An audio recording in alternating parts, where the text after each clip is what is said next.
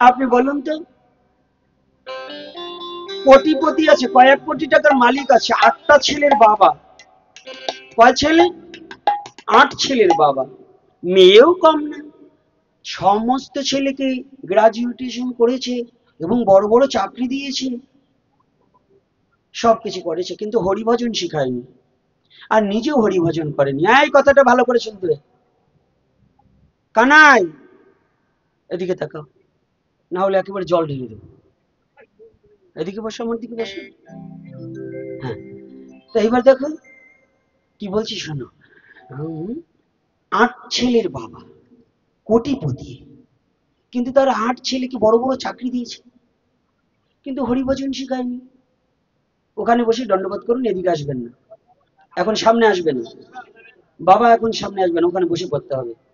একটু বসুন বাবা, ওখানে বসুন। না বাবা, মুখ না দেখতে পেরে ভালো লাগছে না, তাই ছুটে আসছে। এই তো ওখানে বসুন, আমি বুঝতে পারছি।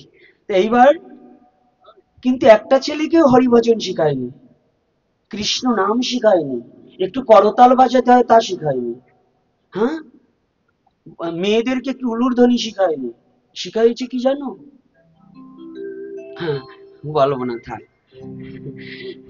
ছেলেদের আজকাল, হ্যাঁ, এই যে মায়েরা না, বাবারা, দুটো ছেলে জন্ম দিয়ে ওরা সাধু বানাতে চায় না। যদি কোনো মা বাবাকে বলে তোমার ছেলেকে সাধু করবে, ও মা, এখন আমার ছেলে সাধু হওয়ার বয়স হয়েছে নাকি গো? হ্যাঁ, সাধু হলে কি হবে গো?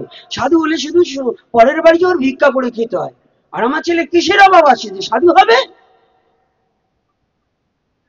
ওরা সাধু করবে না, কিন্তু চোর বানিয়ে দেবে। দেখেন আজকাল মা বাবারা না ছেলে সাধু করতে চায় না, কিন্তু সব ছেলে মেয়েকে চোর বানাতে চায়। কি করে চোর বানাতে চায় জানেন তো? বলবো আমা, বলবো? না থাক, আজকে আর বলবো না। হ্যাঁ বলবো, বলতে হবে। তো ভাবছো নাকি আমি না বলে যাব? দেখলাম তোমাদের লোভ আছে কেমন। লোভ না থাকলে হরিকথা তার কাছে বলা যায়? হরিকথা হচ্ছে আনন্দের বিষয়, তাই তো? হরিকথা প্রেমের সম্পদ, হরিকথা আনন্দ সম্পদ, আনন্দম হরিভজন। আনন্দ যদি পেতে চাও, হরিভজন করে নাও। যে হরিভজন করবেন আনন্দ পাবে না, আর যার আনন্দ নাই তো সে গোবিন্দও পায় না। আনন্দম গোবিন্দম, যার আনন্দ আছে তার গোবিন্দ আছে, যার আনন্দ নাই তার কি নাই? হ্যাঁ, যার আনন্দ নাই তার কি নাই? এই যে সাধুরা যারা একটু ভজন করেন, যুগল ভজন টজন যারা করবার চান, একটু বুঝেন, নিজের সত্তা থাকলে, যত সময় ধনুকে তীর থাকে তত সময় আপনি যোদ্ধা, তীর সরে গেলে আপনি হরিবোল হয়ে যাবেন। তো আপনার মানব দেহের যত সময় তীর থাকে আপনি যোদ্ধা, তীর যদি চলে যায় হরিবোল হয়ে যাবে। বলো হরি, হরিবোল। কি তাই তো? কথা বলছেন? আমা ঘুমাচ্ছে কেন? হ্যাঁ, আজকে ছাড়বো না নেই।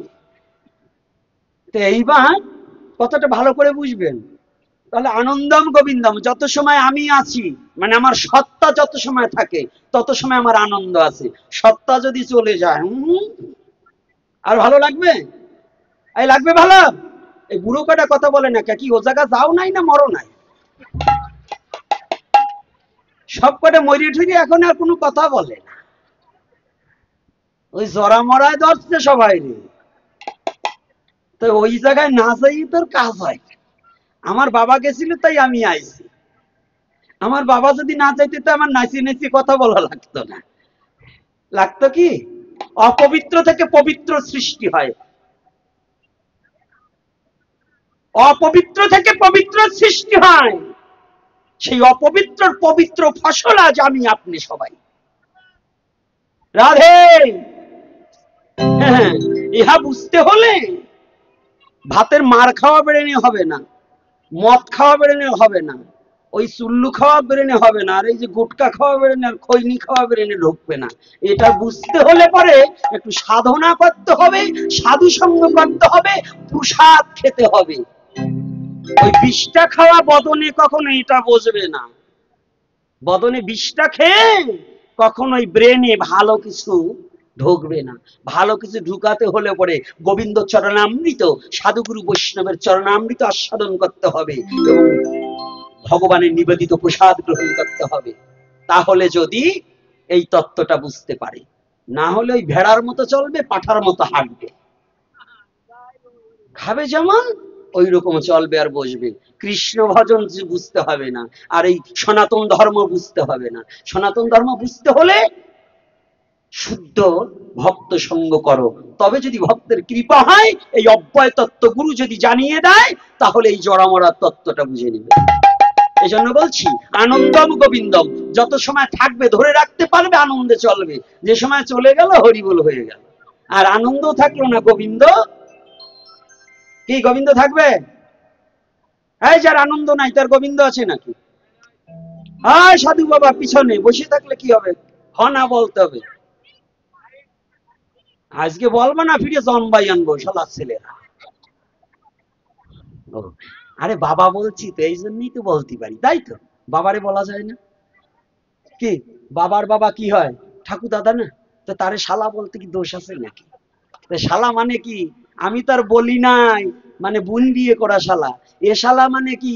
পাঠশালা, গোশালা, গুরুশালা, রন্ধনশালা, এই তো শালা। শালায়ও আনন্দ আছে গো, বুঝতে পারলে।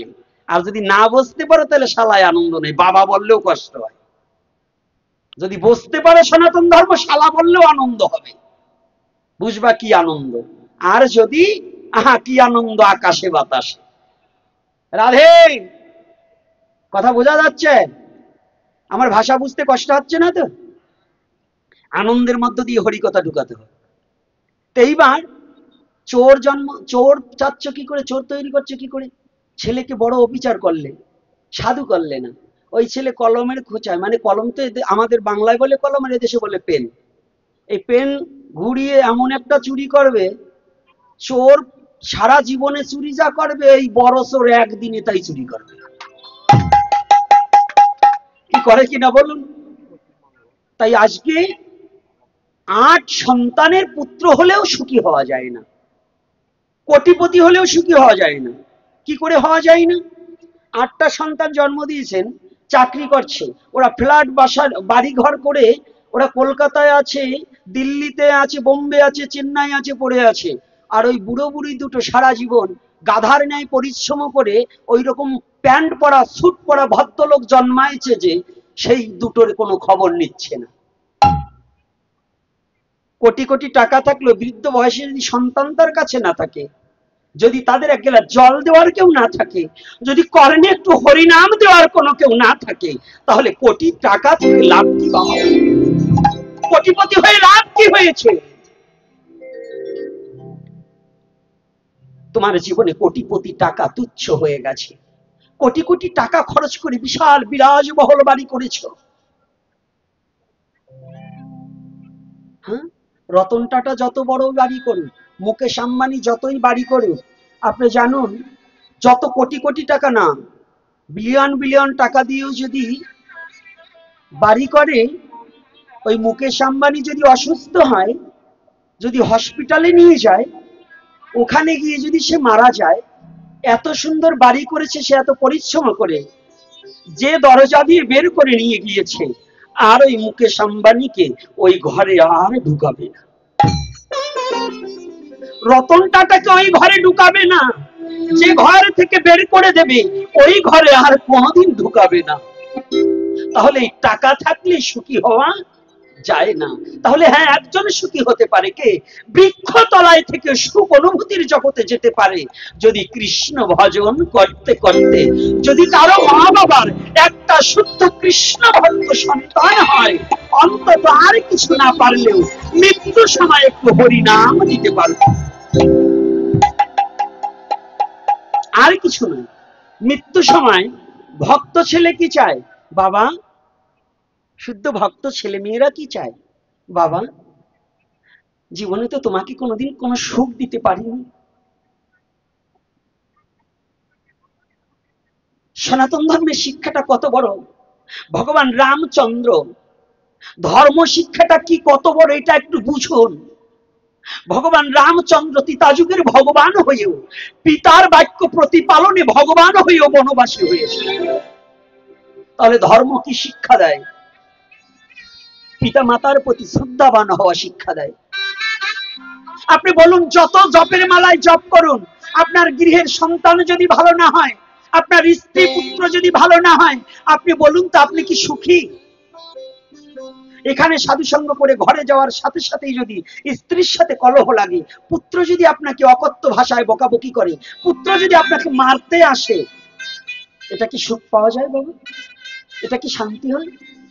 তাহলে ভক্ত পরিবেশের সন্তান কি হয়? যদি শুদ্ধ ভক্ত হয়, পিতার কাছে গিয়ে বলে, বাবা আমি তো তোমাকে কিছু দিতে পারিনি। মাকে জড়িয়ে ধরে বলে, মা আমি তোমাকে কিছু দিতে পারিনি, তোমাদের ঋণ কোনোদিন শোধ করতে পারবো না, তবে শোনো মা,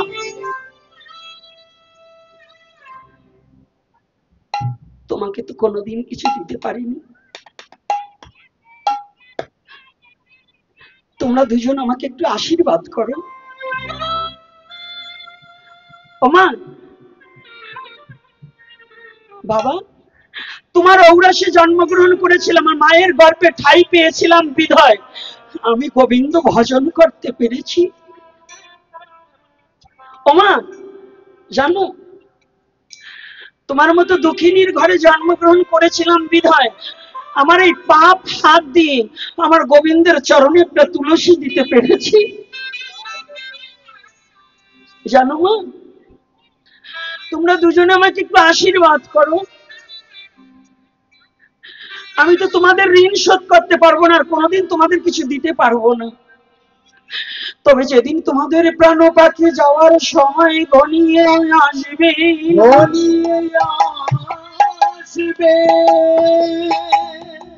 যেদিন এই পৃথিবীর মায়া ছেড়ে তোমাদের যেতে হবে,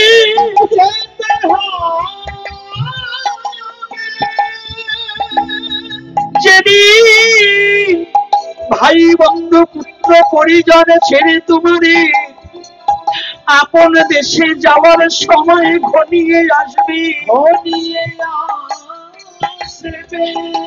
আমি তোমাদের কিছু না দিতে পারলেও সেদিন যেন তোমার কর্ণে মধু ওই কৃষ্ণ নাম দিতে পারি। কর্ণে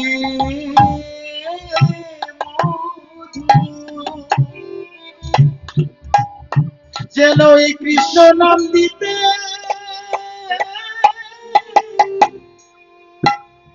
দিতে পারি। তোমাদের কর্মে যেন মধুর কৃষ্ণ নাম আমি দিতে পারি, যেন কর্ণে তোমার কৃষ্ণ নাম, কৃষ্ণ নাম, কৃষ্ণ নাম যেন আমি দিতে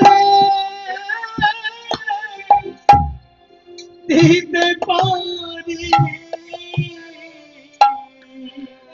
ওরে তোমরা এই আশীর্বাদ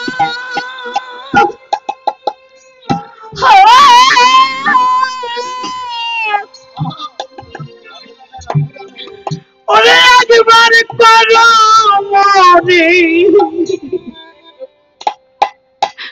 যেন কর্ণে কৃষ্ণ নাম ওরে আমি দিতে পারি। আমায় এই আশীর্বাদ। জয় নিতাই গৌর হরিব।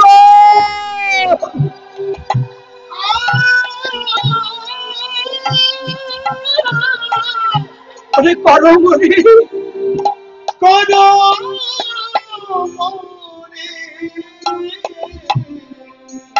যেন করেনি কৃষ্ণ নাম,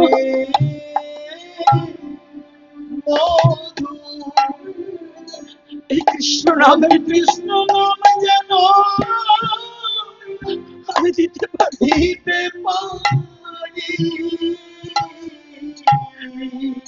ওরা তোমরা এই আশীর্বাদ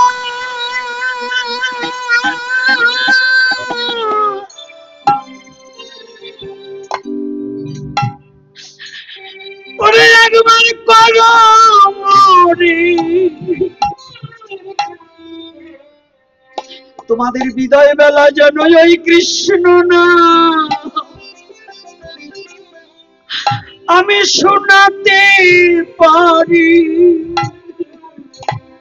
আমায় এই আশীর্বাদ রাধে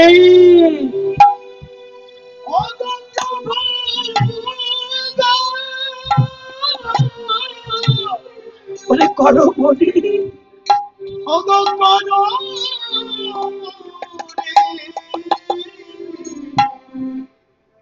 যেন কর্ণে কৃষ্ণ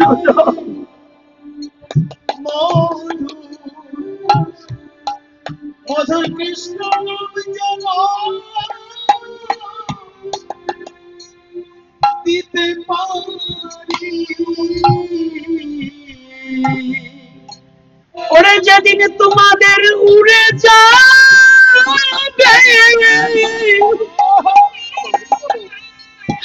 তোমাদের প্রাণ পাখি সেদিন যেন তোমাদের কর্ণে কৃষ্ণ নাম আমি দিতে পারি। যেদিন উড়ে যাবে গৌর গৌর হে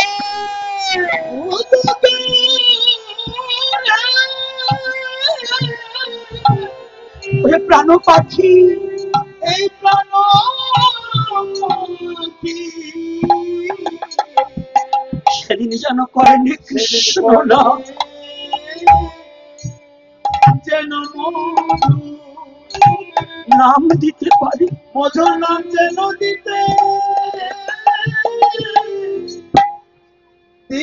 পারি। আমার আর কি আছে এ বিশ্ব জগতে কোন সন্তান পিতামাতার ঋণ কোনোদিন শোধ করতে পারেনি, তবে সৎপুত্র সেই পুত নামক নরক হইতে করিবে ত্রাণ, এই কারণে পুত্র নাম দিলেন ভগবান।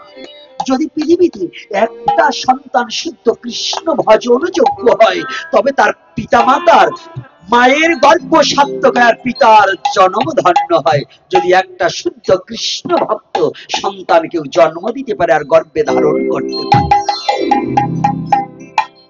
ইহার চেয়ে সুদুর্লভ আর কিছু হতে পারি না, আর কিছু হওয়ার কথা নয় গো। তাহলে এখানে কি চাওয়া পাওয়া কি? শুধু কোটিপতি হলেই কি হবে? না, সুখটা কোথায়? প্রকৃত সুখ কৃষ্ণ ভজনে। তাই বলছি সনাতনে যখনই বলেছি তাহলে আমার দুঃখ কেন?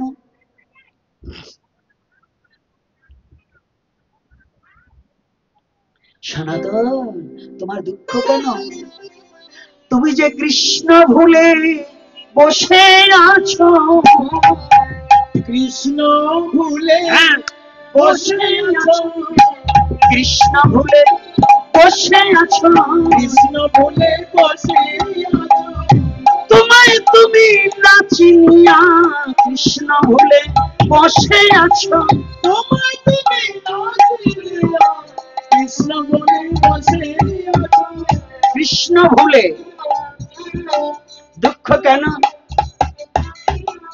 মায়া এসে গ্রাস করেছে, মায়া এসে গ্রাস করেছে, তোমায় মায়া এসে গ্রাস করেছে, তোমায় মায়া এসে গ্রাস করেছে, তাই তো কৃষ্ণ ভুলে গেছো, মায়া এসে গ্রাস করেছে, তাই তো কৃষ্ণ ভুলে গেছে, মায়া এসে গ্রাস করেছে। আস্তে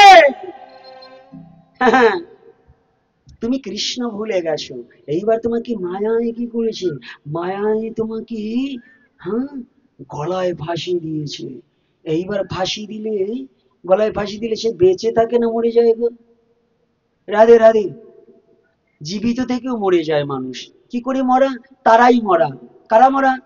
কৃষ্ণ ভজন করে না যে জন, ভজন করে না যে জন, হবে কৃষ্ণ ভজন করে না যে জন, কৃষ্ণ ভজন করে না যে জন, বেঁচে থেকেও মারছে জন, কৃষ্ণ ভজন করে না যে জন, বেঁচে থেকে কৃষ্ণ ভজন করে না যেজন, বেঁচে থেকেও মরা সেজন, কৃষ্ণ ভজন করে না যেজন। বেঁচে থেকেও মরা সেজন, কৃষ্ণ ভজন করে না যেজন। কৃষ্ণ ভজন যেজন করে না, বেঁচে থেকেও সে কি গো, রাধে রাধে, কি মা, যেজন কৃষ্ণ ভজন করে না সে কি করে গো, বেঁচে থেকেও মরা। তাকে কে মেরে রেখেছি, মায়ায়। মায়ায় কি মরা মানে কি, তার আত্মচৈতন্যবোধ জ্ঞান আর হবে না। তাকে কি করেছে, মায়ায় সব ভুলিয়ে রাখে, মায়ায় সব ভুলিয়ে রাখে, মায়ায় সব ভুলিয়ে রাখে, মায়ায় সব ভুলিয়ে রাখে। কৃষ্ণ ভজন হবে না তো, মায়ায় সব ভুলিয়ে রাখে। কৃষ্ণ ভজন হবে না তো, মায়ায় সব ভুলিয়ে রাখে। মায়া, মায়া, মহামায়া, যোগমায়া। যারা যোগমায়ার সাথে সম্বন্ধ স্থাপন করেছে, সেই যোগমায়ার সাথে যে জন সম্বন্ধ স্থাপন করেছে না, সে কি করে জানো, সে অনায়াসে গোবিন্দের চরণ পায়। যোগমায়া গোবিন্দের সাথে যুক্ত করিয়ে দেয়। আর মহামায়ায় কি করে, মহামায়ায়, মায়া, মহামায়া আর যোগমায়া। যোগমায়া ভগবানের সাথে একই মায়ার তিনটি রূপ। যে যেমন করে ভজন করে সে তেমন করে পাবে তাকে। এই জন্য মায়া হচ্ছে নিজের আত্মসুখ, আর মহামায়া হচ্ছে নিজের পরিবারের সুখ, আর যোগমায়া হচ্ছে ভগবানের প্রীতি সাধনার জন্য, যোগাযোগ স্থাপন করার জন্য। তা যোগমায়া কোথায়, যোগমায়া কোথায়, যোগমায়াকে জাগাতে হয়, তিনি ঘুমিয়ে আসেন।